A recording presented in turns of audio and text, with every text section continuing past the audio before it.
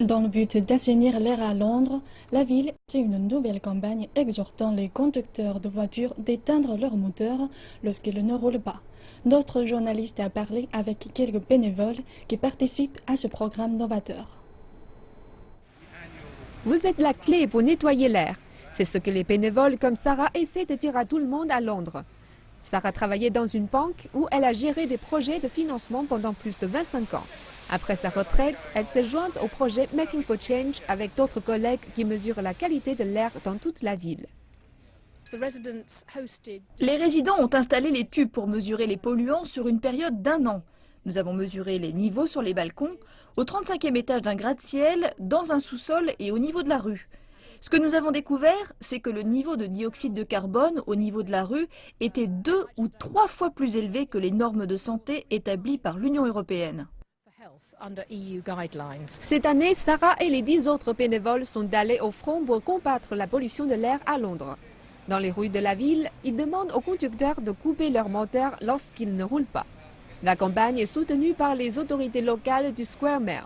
Le projet met l'accent sur divers domaines, dont les zones fréquentées par de nombreux piétons, les écoles, les hôpitaux, les zones résidentielles et d'autres secteurs où les automobilistes sont souvent immobilisés. Quand nous abordons les automobilistes, ils comprennent ce que nous tentons de faire. Et souvent, ils vont couper le contact quand ils nous voient arriver. Ils réalisent alors que leur moteur devrait être éteint à ce moment-là.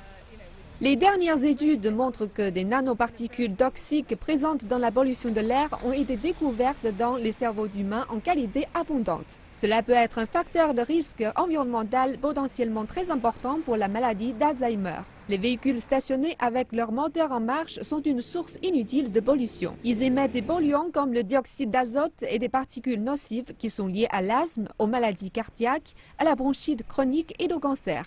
Mais cette pratique doit être une habitude qui a besoin d'un engagement à long terme. Nous voulons que les automobilistes modifient leur comportement. Il faut qu'ils comprennent que quand ils viennent à Londres, ils ne peuvent pas laisser tourner leur moteur. Et nous assistons à un véritable changement. Ils comprennent que nous respirons tous le même air et que nous polluons tous.